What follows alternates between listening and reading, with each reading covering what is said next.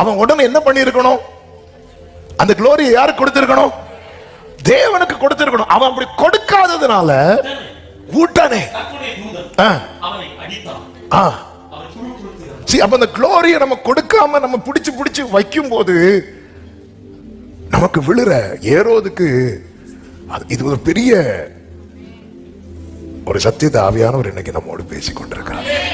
அதனாலதான் சீஷர்களை கூப்பிட்டு ஆண்டவர் என்ன சொல்வார்னா, எல்லாரும் புகழும் போது உங்களுக்கு ஐயோ, எல்லாரும் புகழ்றானா உனக்கு அப்ப ரெடி ஆயிட்டு பேதுருவே கொஞ்சம் கேர்ஃபுல்லா இருந்துரு.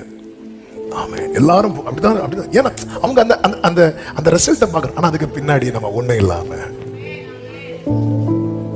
பிள்ளையான் சொல்லுவாரு, யாக்கோபே உன் வாசஸ்தலங்கள் எவ்வளவு அழகு, யாக்கோபே உனக்கு தானே தெரியும், யாக்கோபே ஒண்ணுமே இல்லாம தலைக்கு கீழே ஒரு கல்லை வச்சு இன்னைக்கு சத்துருக்கள் எல்லாம் சுத்தி இருந்து ஒன்ன பார்த்து பொறாமப்படுறாங்க, ஒன்ன பார்த்து இவனை இல்லாம ஆக்கிரும் சொல்றாங்க. ஆனா உன் ஆரம்பம் எப்படி இருந்து யாக்கோபே?